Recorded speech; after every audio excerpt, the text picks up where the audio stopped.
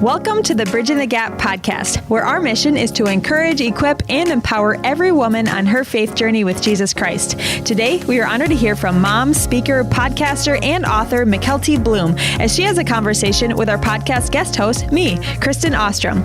In this episode, you'll hear about the importance of conversations in relationships, perspectives to help overcome social anxiety, as well as the difference between a podcast, live conversation, and a panel, and how to host a podcast. I hope you enjoy this podcast.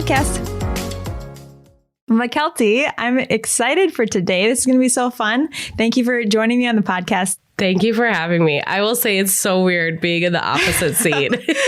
Yeah. So speaking of that, for people that maybe haven't heard the Bridging the Gap podcast before, would you just introduce yourself and how you got connected with Bridging the Gap? Yeah. So my name is Mykelti Blum. I am a podcaster, an author, a wife, a mom, speaker, and I was connected with Bridging the Gap, a couple years ago now, and right in 2020.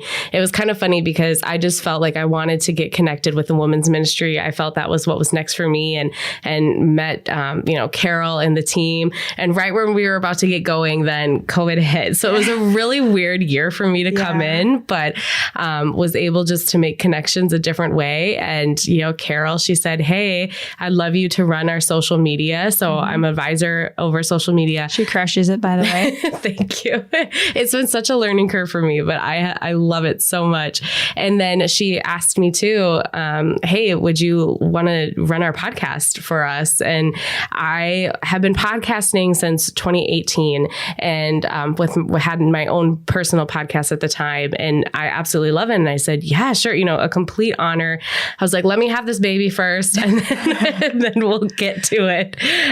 But that's kind of who I am and how I got connected with Bridging the Gap. So I'm usually hosting the podcast. So it's really fun for me to kind of be on the other side of it today. And I'm excited that you're on the other side of it because I'm curious to learn more from you about, we're going to be talking today about talking. Yeah. And so we're talking about the art of a conversation and specifically even leading a podcast, but just in general, why conversations matter and how we can become better communicators.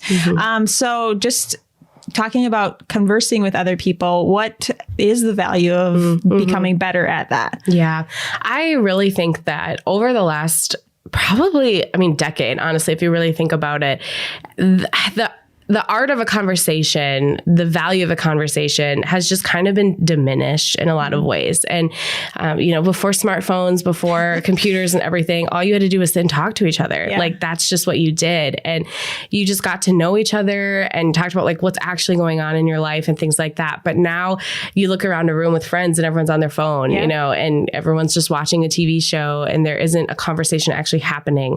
And I remember one of my friends said this to me one time, one of my closest friends, she was like, I feel really bad lately in my life because I feel like I don't know anything about my best friends. I don't know what their hobbies are. I don't know what their dreams are. Like when we get together, it feels like shallow catching up, but it's just so surface level. And then we watch something or talk about the funny TikTok video we saw.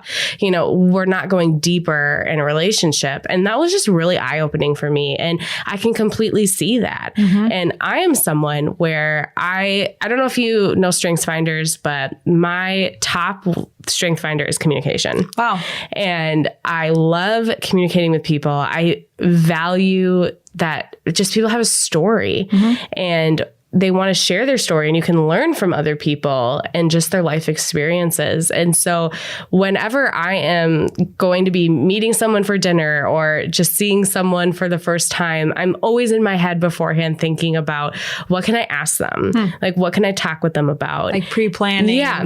Some points. I always pre-plan. And some of that may be because I'm really uncomfortable in silence. So it might also be like a survival tactic of how can I make this not uncomfortable? But I don't know. I'm always thinking as I'm driving to dinner, what's happening in their life lately? Maybe they just got a job promotion. Maybe they just moved into a new house. How is the neighborhood?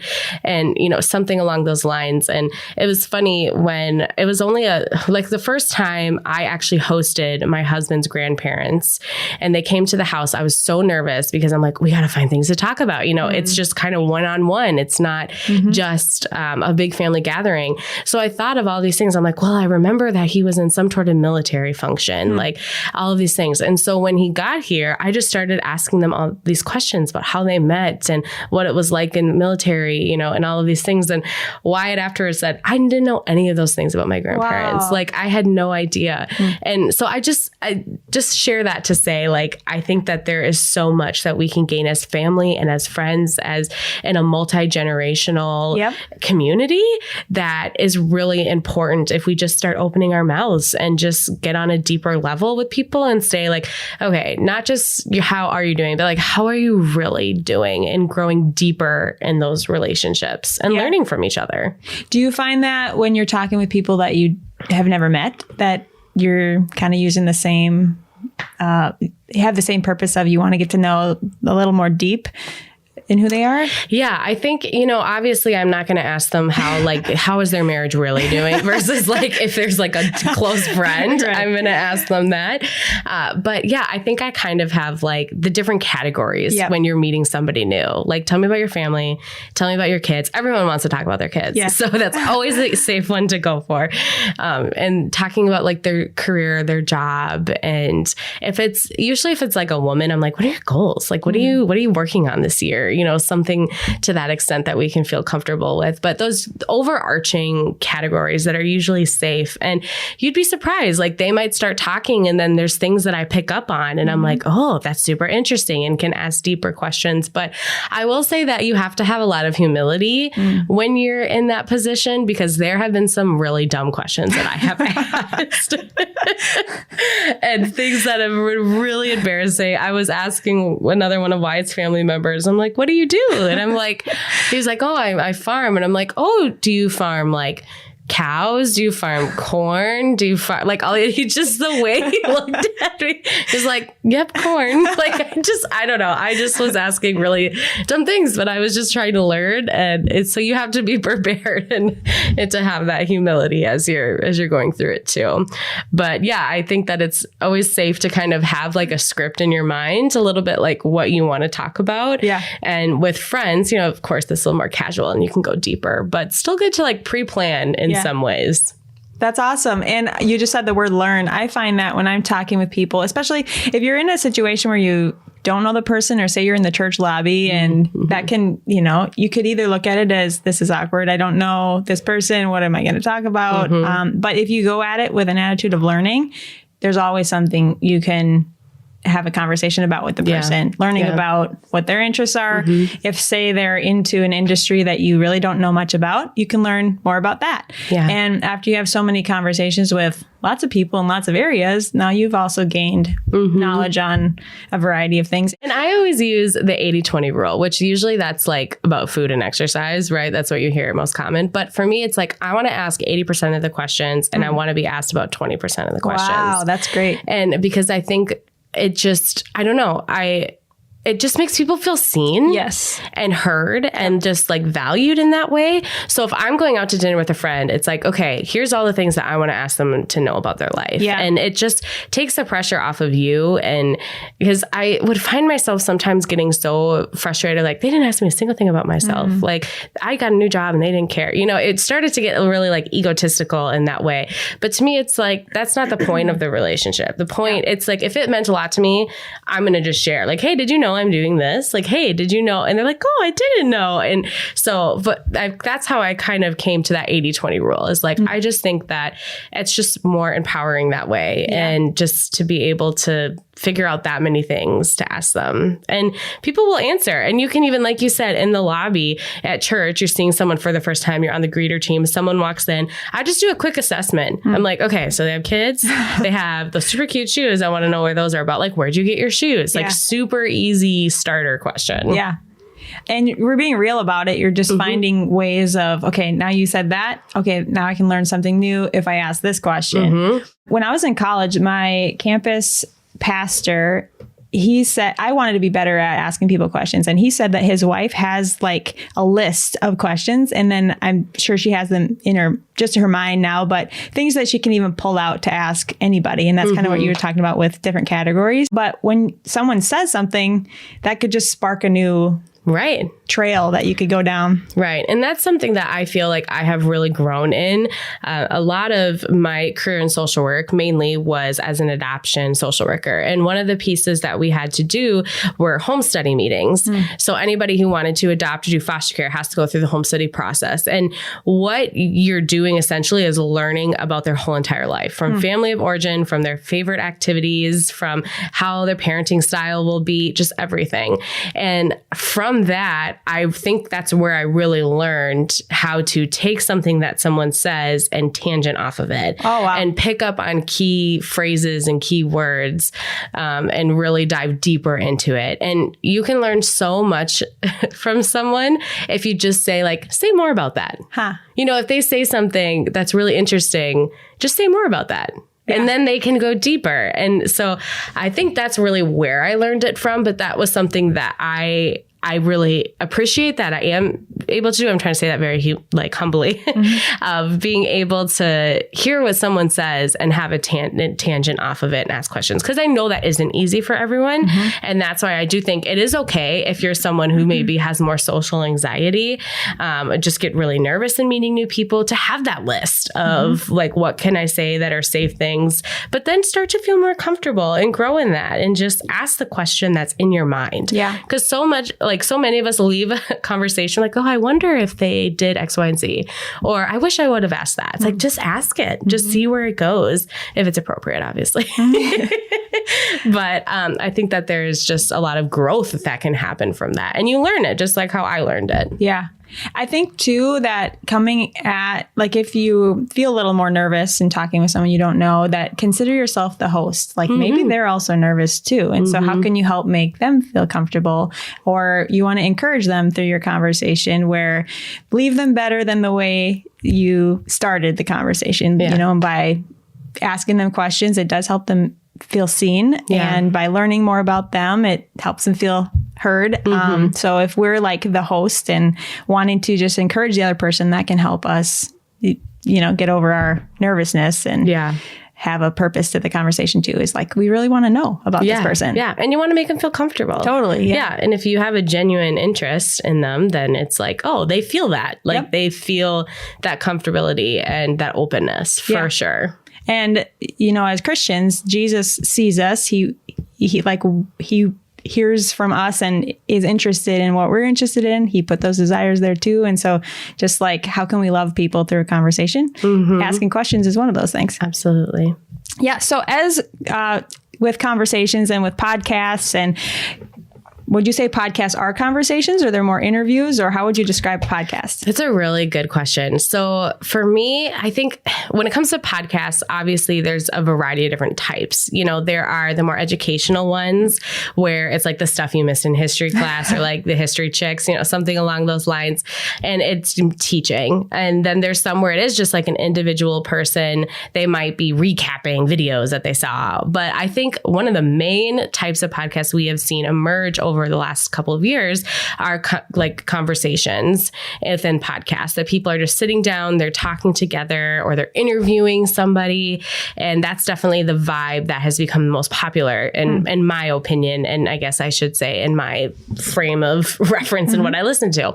And I think that in those situations, it is a conversation. And I believe that's what makes a good podcast, is when you have someone on and you really are tangenting off of each other and discussing things further. And I feel like it is awkward when it is just asking questions and it's a script and I'm just gonna ask this question and jump back to you. But when the other person can relate and say, oh, I had this experience too, or I have this funny story, and bounce back off of it, it truly does make it feel more like we're just sitting and having a conversation. And I always say in my podcast, I tell this to every guest beforehand, I want it to feel like we're just sitting and having a cup of coffee and talking.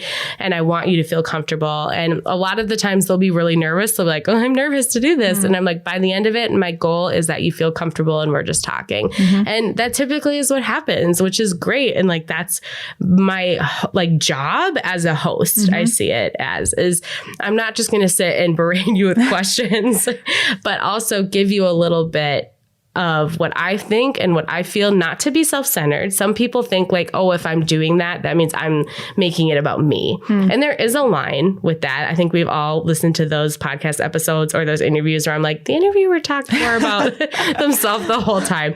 But there's a line, but I do think that it opens them up more and comforts them. It gives them time to think too about what they want to say next or look at their notes.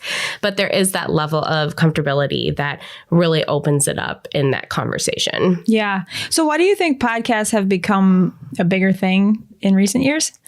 Well, I think that the pandemic was a huge piece to it. Like, think of the amount of podcasts, like in research, just like had just skyrocketed as people as it are at home. But the reason that is because everyone was so lonely. Like they were just desperate for connection. And even without COVID, like we're still everything's kind of back to normal, but people are still desperate for relationships. And we're just like clinging to some sort of knowledge and hope and just feel like we're missing something a little bit, because I think what we all experienced was traumatic. And I'm not going to get social working on everybody here, not the time and place, but it truly was really traumatic going through that COVID year or years. And so I think that that's one of the reasons that people are turning to podcasts, is because we find comfort just even hearing other people talk. And we're finding that connection through other people's stories. So I think that's why it's really been on the rise. With podcasts, the differences with panels or sermons or live conversations, are there differences? There is with a sermon, but with the other things, how would you describe?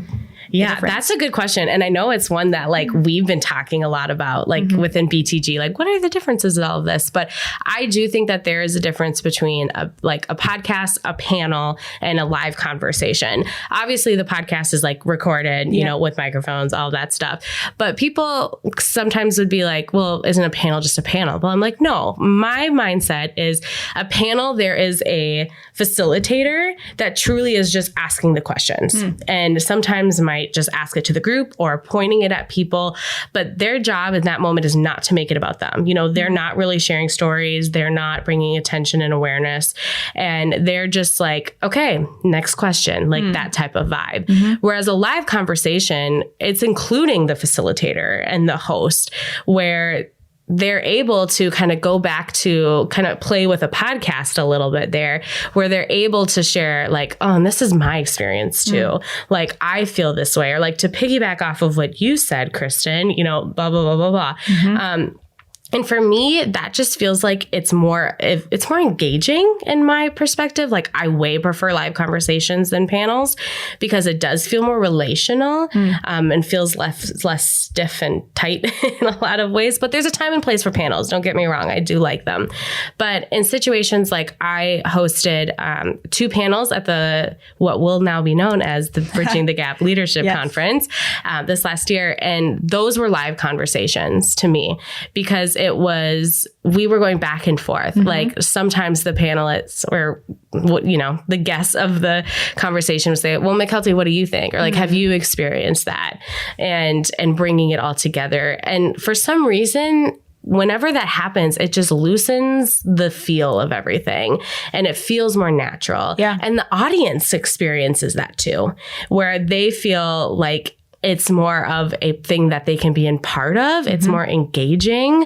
I don't know why that is. You know, I haven't figured that part out yet, what the reasoning is. But even as an audience member, when I'm watching the differences of like a live podcast show that I'm watching versus just like a panel where you're asking questions, I am way more likely to be engaged in that live conversation than the panel, just because of the way the host and the guest are bouncing off of each other and just bring it out of your guest, you know, when you're able to relate to them in some way as well. So there is a difference. Hey, single moms, you're invited to be part of the 2023 Single Moms Retreat on June 2nd and 3rd at Lake Geneva Christian Center in Alexandria, Minnesota. Join with other single moms from across the Midwest to relax, refresh, have fun, and be encouraged. Enjoy main sessions with Jennifer Maggio, Rebecca Hagan, Nick Gray, and worship with Reba Gray, multiple breakout sessions, as well as incredible giveaways like our Diva Boutique personal shopping experience, a spa, car care, haircuts, professional headshot photos, a 1-mile walk or 5K run, rollerblade, or bike, the Girlfriends Night Out party with a special performance by music artist True Serva, and more. Our hope is for every attendee to feel extravagantly loved, seen, and encouraged on her faith journey with Jesus Christ. We also have lots of fun opportunities to volunteer, including for men to join the car care team. Invite your family, friends, or church small group to come and serve with us. Register to attend, volunteer, or donate at mnbtg.org/retreat. That's mnbtg.org/retreat. We'll see you there. Part of what we're talking about today is how do you host a podcast well? How do you lead a conversation well? Like what makes for a good host? Yeah. I think that you have to remember there's a couple of pieces. One of the things is you have to remember it isn't about you. And there will be times where somebody says something in the podcast and you're like, oh, I really want to comment on that. Like, I really want to say something. But the flow that they have is so nice that you're like, okay, I missed the spot where I could say it. But do I just circle back? Because there's sometimes you could circle back, but you really in that moment have to think, am I making that about me? Or would that actually add value to the conversation? That's good. Because there are some times where I'm like, I have this thought or I have this verse that came to mind, just a good cherry on top of that sundae that they just served me. And I really want to say it. And it would fit nicely. It would add value. But then there are some times where I'm like, I think I'm just making that about me. And that isn't the time and place. And so I have to shut it down. So I think that is like one of the big things that you have to focus on as a good host. The second one, it's picking out a guest. You know, who are you going to have on your panel, your conversation, your podcast? Who are you going to have? And I think you really want to think of, you could approach it two ways. You could approach it the person, like let's say you know someone, you know, have amazing testimony. You don't know what they would really talk about, but you know you want them on. But there might be a situation where there's a topic you want to speak to. Okay. And we've had that at BTG plenty of times in our podcast prep meetings. And it's, you know, really thinking and praying about who would be a good fit for that. And you have to think more too, especially for more of like the live conversations, because podcasts, you can kind of edit things and go around it and you have like your notes more in front of you. But sometimes a really good person that could talk on the topic won't be the best person for your panel because there are oversharers, there are time hogs, there are undersharers where you ask them a question and they give you 2 sentences and that's it. And you're pulling teeth to get them to elaborate. And sometimes that's happened. And it's like, oh no, like you flew through all 15 of my questions in like 15 minutes and we have a half hour left. So you really kind of have to think that through too. You know, your best friend might not be the best person for the job if you know that they're really just not good at elaborating or they get nervous in front of people. So you do have to be mindful of that. But I just, when you're picking a guest and when you're picking like that topic, it's really keeping in mind, you know, is this person going to have an experience or just the wisdom or even the self-awareness in a lot of pieces to be able to do that appropriately? Because again, there might be some really amazing people that just aren't good on panels. They're just not good in a podcast. They just get too nervous, and that's okay. It's not just, it's going to be somebody else. It's just not their strength. But that's something that I really think about and look into as well. Third, really the questions and the prep work ahead of time is going to be the best thing for it. Because even if you have that person that maybe all of a sudden freezes up on you, like, do you have the ability to have the questions to bring them back out, you know, to keep the conversation moving forward and think on your toes? And the questions ahead of time, you know, like I said, are super important because you're thinking through, okay, what is the main thing that I'm having them on to talk talk about, but what are like 2 or 3 other subtopics that we could discuss as well, and to bring it all together. So, for example, when I interviewed Scott and Karen Hagan, the current NCU president, there was so much that I'm like, okay, what do I want to talk about here? Like, you could talk about a lot of things as a president of a university, going through what he experienced as a president of a university. And I'm like, okay, well, I really would like to talk about leading in crisis, but then what are other things that I know about him? Like, okay, we know they like to talk about marriage. So I might add some questions about marriage in there, or I might ask some questions about what the transition was like, because I know he took over for Gordon Anderson, who was like a legend at North Central.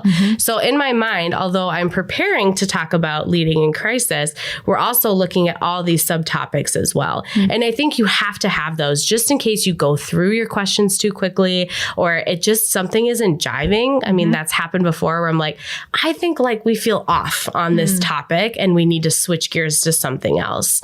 And so being able to kind of lead into that. But that's really what the questions are about. And sometimes they're easy to come up with. I know when I've interviewed some authors and speakers, like they have questions already, but then there's other people who it's like, I want to talk about boundaries. I'm like, all right. And I have to come up with all the questions right there. And you can do boundaries so many different ways. So I think it's really knowing your guest or guests, if it's, multiple people, knowing like who they are, reading their resources and materials if they have it. And so that you're familiar with that. But that can be a really key factor.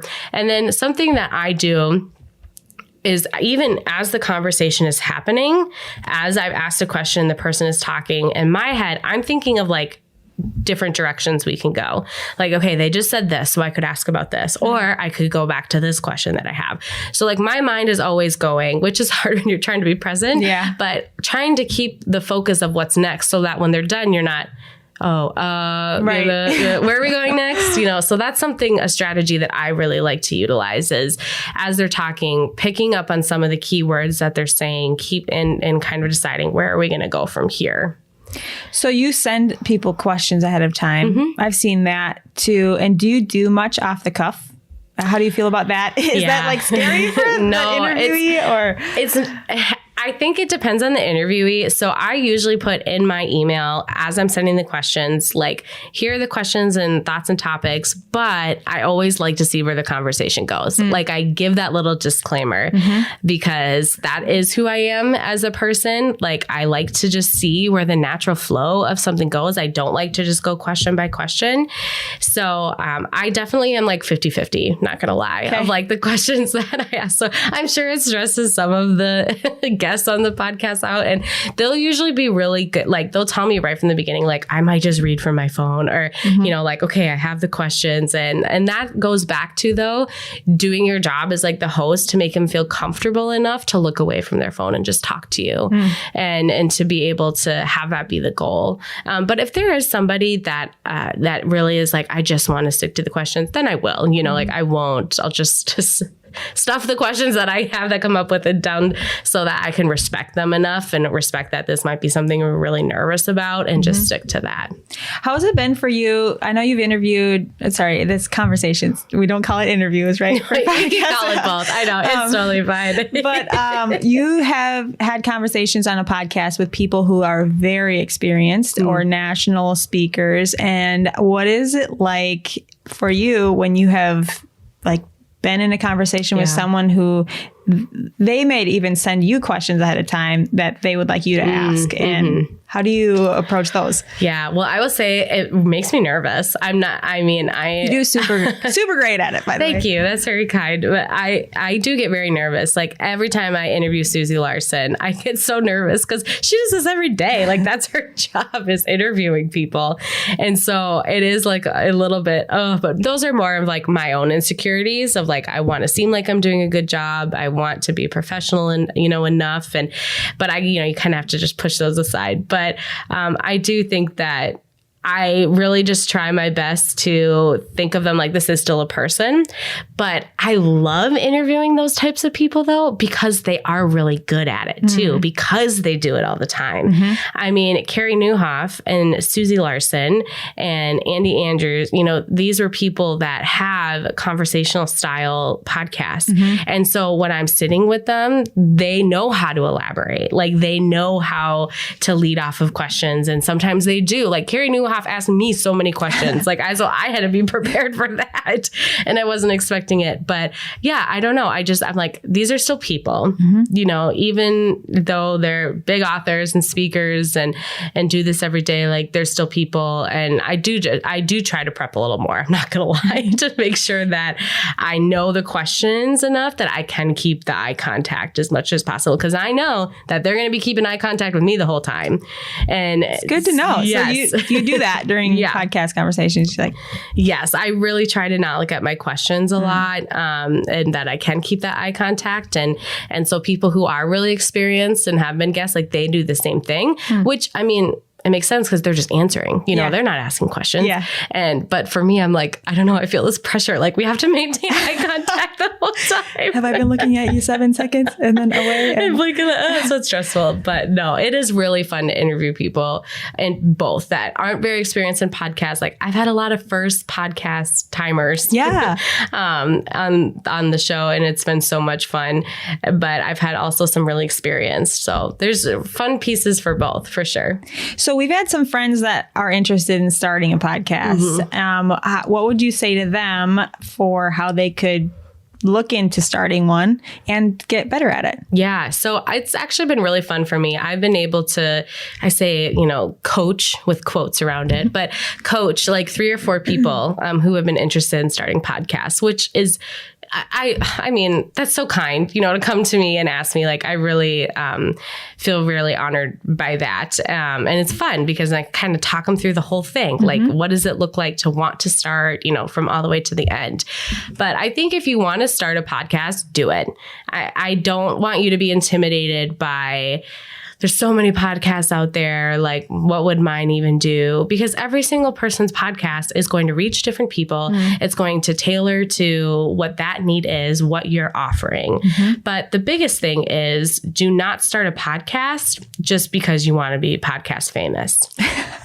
Because, and if you are going to be disappointed in a lot of ways, because let me elaborate. I don't want to be a Debbie Downer, because you are going to be so consumed about the likes and the amount of shares and the amount of listens that it's going to be so disheartening for you to do this. And you're going to lose the point of why you wanted to start the podcast. Because if your goal is, okay, let's just think of something like, okay, you have a testimony of addiction recovery. And so you want to share encouragement to people going through that.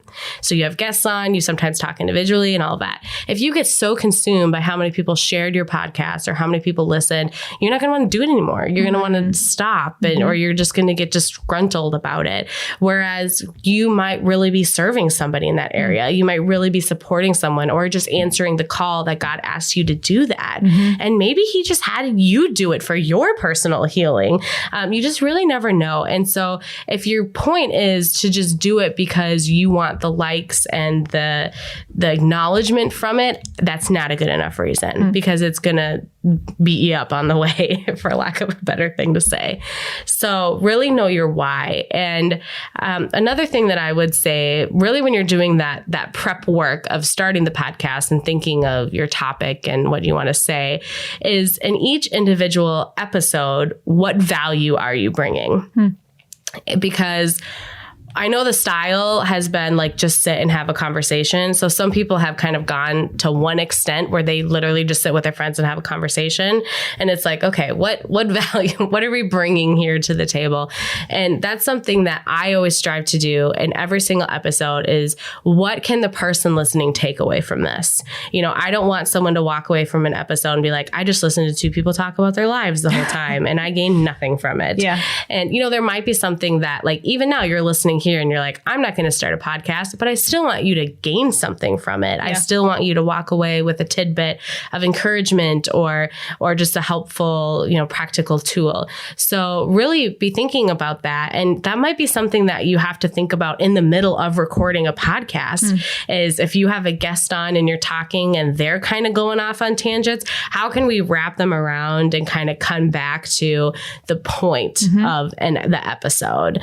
Even just saying something like, wow, I think, our guests and our listeners are going to have a lot of encouragement by hearing X, Y, and Z and rephrasing what they said so it doesn't get lost. But that's something you have to think of too, is like, what value is each episode going to bring to my listener? That's really good. I love the humility piece of that too, and knowing your why, because that'll keep you wanting to do it if that's what you're feeling like you're to do. Yeah. Yeah. How about transitions and how to be better at that versus, okay, we got done with the question and awesome. Now, next question. How have you gotten better at transitions? Yeah, and transitions is something that you can work on if you're doing panels or live conversations or podcasts and everything. Is like, how do I have this natural flow? And I think that goes back to what I mentioned earlier of always thinking, even as we're talking, of where can I lead next in this? How can I guide this forward next and those next steps? So being 2 questions forward while you're on the same question. And that takes a practice. It truly does. And when you're thinking through it of, okay, what do I want to know? Or something that I usually utilize. And again, this goes back to that difference between the panel and the podcast is I kind of respond in saying something like, I really love that because blah, blah, blah, blah, blah. And just sharing what I took away from that.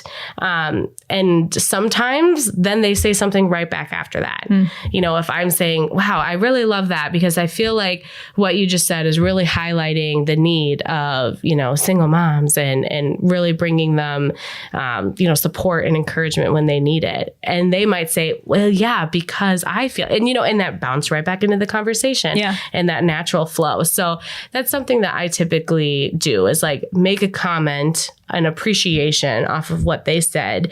And then it gives me time to then, so what do you think about this then? Or how would you do this? And jumping back into the next transition question.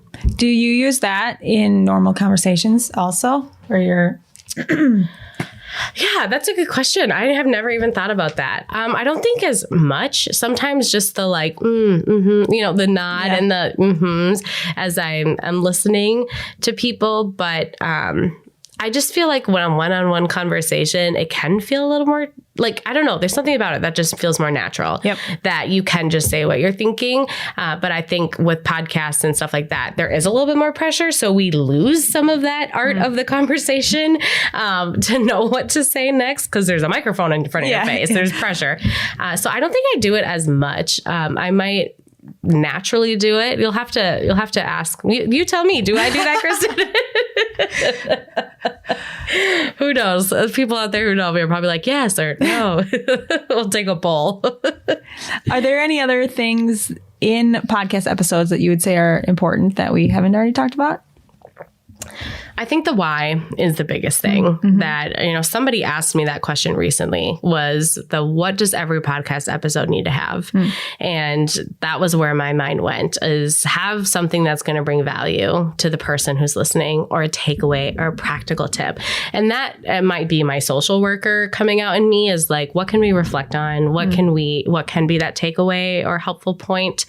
And so I guess those are multiple things to have in a podcast, but I know not every conversation, especially like if your podcast isn't conversational based and it is you talking, there still is that level that you can bring them something. Even if you're teaching people how to fix refrigerators, like you're still giving them value in some way. So what is it that the person is going to take away and why are they going to come back? Why are they going to come back for more? And is it because of your topic? Is it because of your stories? And people love stories. Like that is just something that can make us completely zone out on life and just get engulfed in the vision that they're sharing with us and just encapsulate you in that. So I just think that stories are such a powerful thing to use in podcasts as well. But yeah, whenever somebody is coming on, because again, my podcasts are conversational. That's just what I've always really done. And I always want the person to, not only the listeners, but the person I'm interviewing and talking to truly feel like they have been heard as well, and that they can share their piece. And at the end of almost every episode, I always ask, is there anything else you want to share that you didn't get to share? Because they're coming on and I want to honor them in that. And if they have anything else that maybe I just didn't lead them in correctly, that they were like, oh, I really want to share this, because that also gives space for the Holy Spirit to work. True. And for God to be like, hey, say this one extra thing, because that's happened to me when I've been a guest on a podcast or when I've been speaking somewhere and it's the ending and I'm like, okay, I really feel like, yeah, this is my final shove. Like, I got to say this. So yeah, that's my thought. Yeah. I have two more quick questions. One, have you felt like you've improved since you've been doing this? We're coming up on the 50th episode at the time of this recording anyway, 50th Bridging the Gap episode, and you've done most of them. And then you hosted a podcast yourself. Have you noticed improvement? Is that something that people can grow in if, say, they're starting a podcast and like, well, I'm not the greatest. Should they just start anyway? And yeah. You will improve. I have improved. Absolutely. I used to get so nervous before every episode and just like reviewing my notes like so intensely. And then it was like, you know what? I'm just going to see where the conversation goes. Obviously you do the prep work, you do the work, but it was something that I've grown in and was something that over time I was able to learn all the strategies that I talked about. Sure, there are things that just make a person, we have gifts and talents, all of us, and they're all used for different things. So there are things that are going to be easier for some people, but I have absolutely seen and believe that people can grow in that. So it takes a lot of work. Like I said, I've been doing it for a very long time and like once a month for a very long time and now twice a month. And so have really learned, but it's humbling. I mean, it's very humbling and so much fun. So absolutely, you can do it. Even if you're nervous to be the host of that panel at your church for the women's night or something along those lines, like you can do it. That's awesome. It's kind of like with anything else, talents, when you use them, God can multiply them. Absolutely. Too.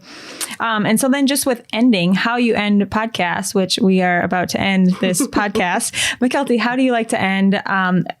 You had just mentioned where you ask people, is there anything else that you maybe haven't shared that you'd like to? Is that how you end most of them, or how do you land the plane? Yeah, I say something along the lines of, is there, as we're wrapping up, I'm like, as we're reaching our time here, or, something along those lines, and really thanking them for being on the episode and sharing all they had to say. And I might even say something along the lines of like, what you said about X, Y, and Z is going to bring so much value to our listeners, just to help them feel affirmed of you today sharing your story, you sharing these tips is helping someone. You're not wasting your time. You're not, I don't want them to leave feeling defeated or insecure, because it's very nerve wracking. And so, I think that is a really good way to land the plane, and just, saying it as we're wrapping up, as we're, you don't have to be fancy, and then just offering that space for them to share one more thing, or providing a list of their resources, if they have resources, getting them to share how they can get connected with others or how to get their book or something like that. Yeah. Well, is there anything else that you would like to share? I think that does it. I just really hope that this conversation, just to total it all here, I just hope that it taught people not only about how to logistically, like how do you do a podcast? Right. Like what are things you need to know, but just hoping that they find value in that conversation again, and give them tips of like, oh, I could start doing that when I see people, and just sharing that focus, because conversations lead you in so many different directions in relationships, and you are supposed to grow deeper. We're not supposed to do life alone. The Bible is very, very clear about that. We're supposed to be in community with others. And sin loves to thrive in the dark. And when you're alone and isolated, that is just so much darkness. But when you bring other people into your life, it's like, that's when you get support. That's when you have accountability. That's when you build relationships. And that is what we're supposed to be doing. So having conversations with others is so important. And on a micro scale where you're just one-on-one, or macro where you're leading a whole, conversation in front of people. So I just want to encourage you all on that today. Well, thank you for sharing your experience and your knowledge and your why too. Knowing that there is a why behind things helps give even inspiration for other people to do the same. And so thanks for sharing today. It was encouraging to me and it was educational. So if no one else, it was inspiring here. Love it. And I also just want to mention that Mykelti is a published author. And so do you want to just give a little tidbit about your book if people wanted to? Thanks. Yeah. So my mom and I actually co-authored a book, Braving Every Season. And it's talking kind of through our relationship as a mother and daughter, but very applicable to mothers and sons, just any parent-child relationship. And it goes through every season of life, of childhood, adolescence, young adulthood, from the day she found out she was pregnant to me as a mom myself, and just navigating relationships and navigating how do we have conversations in conflict, or what does it look like to battle through unmet and unspoken expectations. There's a lot of my social worky information in there too that I try to share for practical tips, but if nothing else, it's just a behind the scenes look at my entire life right there in a book. So if you're interested in that, there you go. But yeah, it's available on Amazon. And I would be honored for you to read it. And I just hope that it also helps and encourages people in their relationships. Well, I'll put that in the show notes, and you can learn more about Mykelti through that book too, and in future Bridging the Gap podcasts. Come on back someday and listen to. Come back. Twice a month, the second and fourth Thursday of the month, we drop new conversations. So thank you, Mykelti, for being on today and for what you do for Bridging the Gap and serving the women of Minnesota as well. You are a huge blessing in many, many ways. And you're so sweet. Thank you. You did a great job. Awesome. Thanks. Thank you for joining us for this episode of the Bridging the Gap podcast. We were honored to hear from Mykelti Blum on The Art of a Conversation. Learn more about Mykelti and find her and her mom's book, Braving Every Season, at heartofthebrave.com. We're also looking forward to having Mykelti emceeing at this year's Single Moms Retreat on June 2nd and 3rd in Alexandria, Minnesota. Learn more about Bridging the Gap as well as the Single Moms Retreat at mnbtg.org by downloading the Bridging the Gap app through your app store and by following MNBTG on social media. We also invite you to take a moment to rate and review this podcast to help others find this resource as well. Thank you for joining us today, and we look forward to being with you next time on the Bridging the Gap podcast.